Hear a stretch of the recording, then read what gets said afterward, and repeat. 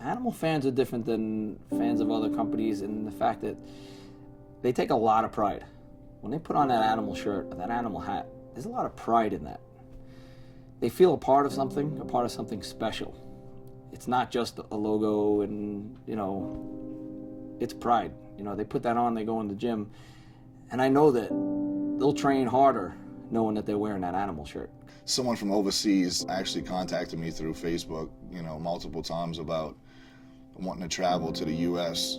and, possibly train with me. And, I really didn't know if the guy was serious or not, but he's contacted me like 4 or 5 times. And he's like, sent me some information. He got some hotel rooms booked. And just for someone to want to travel halfway around the country, just to come train with me for a few days is really wow. I've had fans send me stuff that they want, signed, or, just send me even little tokens. I don't want to say family heirlooms, but I've had people send me stuff just to let me know how much, what I do means to them. Some people liken it to like a cult-like thing, which can have some negative connotation, but it means that people feel a really strong connection with the brand. And it's like a family. When we come here, especially when you're here in Columbus at the Cage, you really get that family experience. It's people that, they wait all year to see that person, and there are hugs, and people shaking hands and sharing stories over the year, what they've been through. And it's really it's pretty amazing the strong bond that people have, and they feel very loyal to the company. And from the company perspective, we feel very loyal to them. There's definitely people who are animal fanatics. There's no doubt about that. And I think that a lot of the reason for that is the fact that, one, we're a company that engages with people in a way that a lot of other companies don't. So our supporters, our followers are able to interact and meet and get to know all of the people who publicly create the brand that they care about.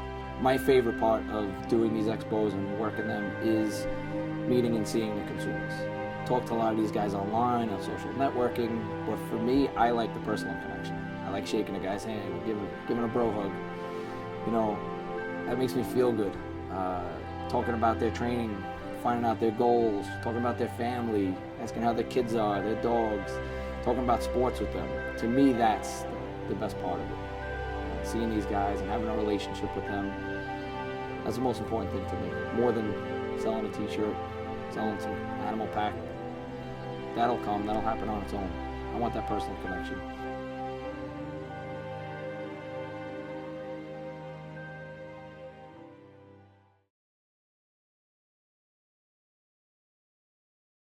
Right now, what I do for Animal in the Universal brand is I'm a representative on both the bodybuilding.com forums for the Universal brand, but I'm also like a head moderator on the Universal boards. Eric texted me and he said that there were a couple guys that left these positions, I guess, if you would call them those.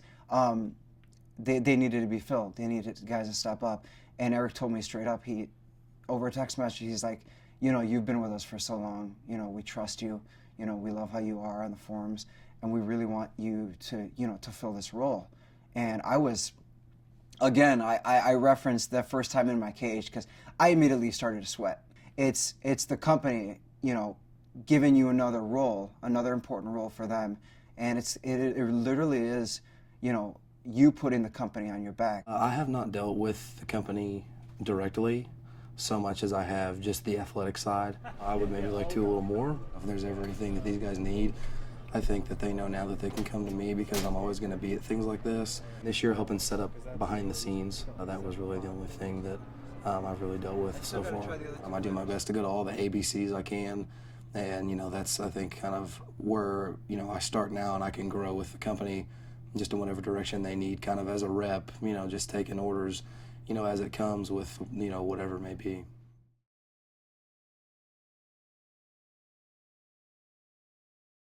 Give us everything he's got.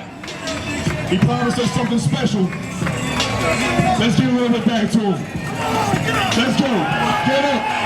Get up for Phil. How bad you want it? Come on now. Come on now.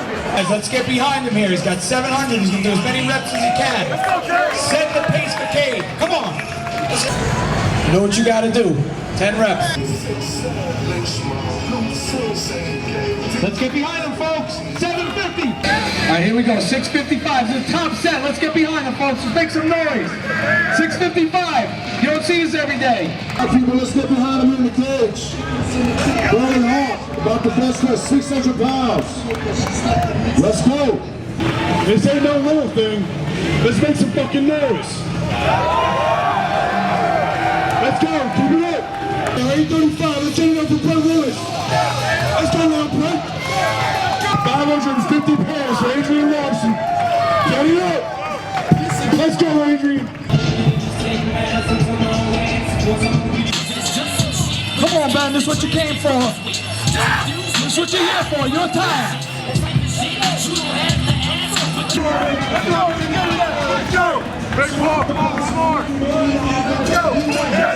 725 on a body weight of 220. Knockout.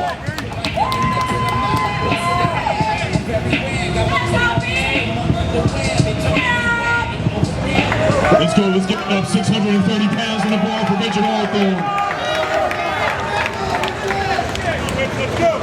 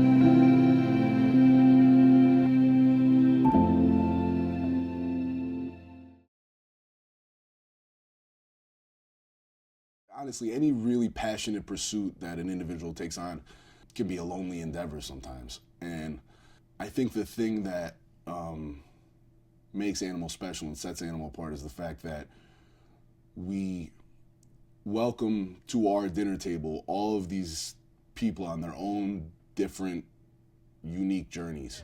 Don't go anywhere. We came back from our wedding to come here. Oh. From Vegas. That's fantastic. This is a good cap for the whole wedding experience. Get your pre-workout or your protein sample or whatever the hell you're doing and get your ass over here to see history in the making. Richard the Ant Hawthorne, deadlifting in the cage. I was contacted and asked to fulfill a different role, which is important in itself, you know. Supporting my boys, you know, like Richard and Brent and Garrett and Higa and Ben and stuff like that. Going out and supporting them by being able to announce their events. I did it a little bit last year. And it's a privilege, to be honest. It's a privilege to announce my friends, my true friends, and represent them in the light that I think that they deserve, you know, to hype up the crowd and get them support to hit a big number. Because it's a weird thing, man. It's a weird thing to take pride in someone else's achievement. Not necessarily that I played a role in it, but it's a different kind of feeling than your own success. I'm gonna need a little help from everyone around the cage. We're having a little speaker issue, so Richard doesn't have his normal music. So what I need from everybody around the cage when we get into this, I don't want to hear a damn thing. I don't want to hear that jazzercise bullshit that's going on over there. That fucking corny, high-pitched voice that's coming from over there too. I need it to be loud. You help me out, help Richard out. 600 pounds on the bar for Richard Hawthorne. 600 pounds for Richard Hawthorne. I'm a different kind of dude. I'm under no misconception that I'm not strange in how I carry myself. I don't really go out and party.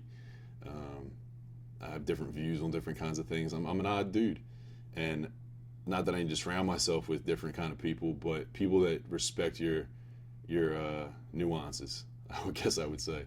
And at home, I don't have close friends. My closest friends are all across the country, and I don't get to see them that often. That's why every year when they say, "Patrick, do you want to come to the Arnold?" I'm like, "Yeah, I want to go to the Arnold." I get to see my family.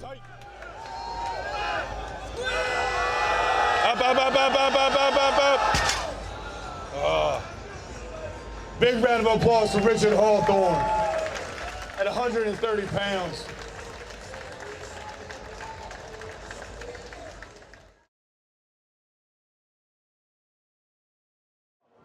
Today, like I said, it's a national ABC.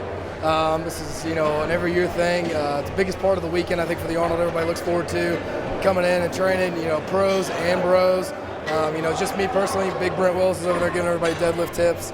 That's what I'm working up to tonight, something heavy, try to, maybe impress him a little bit. It's just a great environment. Feeling great. Can't wait to keep going for at least another hour, and then I get to eat. All the athletes are here. You get to know them one-on-one. It's great. You can just walk up to them, say hi. My name's Steve. It's been so long. I've been following you. It's cool. Training range, I'm working up to a heavy single and then back down for a few reps. Again, I get to save myself a little bit because I get to deadlift tomorrow in the cage. So not going to quit. Got to go heavy, but again, got to save my back a little bit. Pete Diesel's cool because he's always got tricks. He's always got things to, to make it hurt more, obviously, to make you get a better stretch. And I've known this since he's been on the forums, talking about it. He's always stressing, get the full range of motion. Make sure you feel it while you're doing it because it doesn't really do you any good if you don't feel the muscle while you're doing it. He showed me a new exercise for the delts, and I had never done it before. And man, I'm starting to feel it now. Tomorrow's event is what we call pros versus bros. We put one of the animal pros up against, normal guys like me. I'll be deadlifting against Enforcer. We're going to do 300, 400, 500 pounds for reps, see who can come out on top. I'm doing bench, so I'm not sure who I'm going to go up against, but usually it's 225 for reps. So we'll see what happens. It's been a while since I've benched.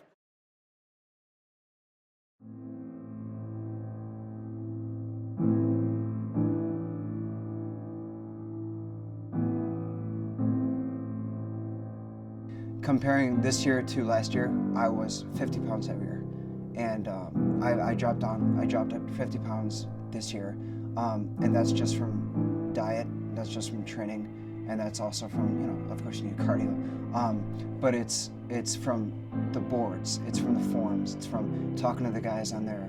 And what's funny is I wasn't talking to athletes, I was just talking to regular guys. A lot of it had to do with them, you know, giving me this representative title.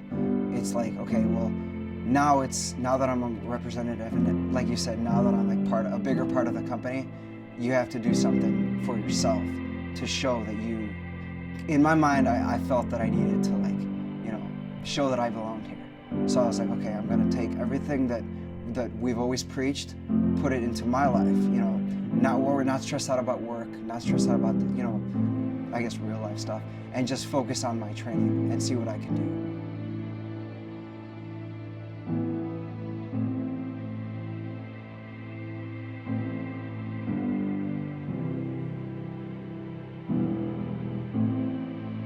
You know, I grew up, you know, the fat kid in school, and I think that also, you know, is a really resounding, you know, tone when you go to the cage. Either guys are the super skinny guys who have such a hard time gaining weight and are fighting that battle every day to do so.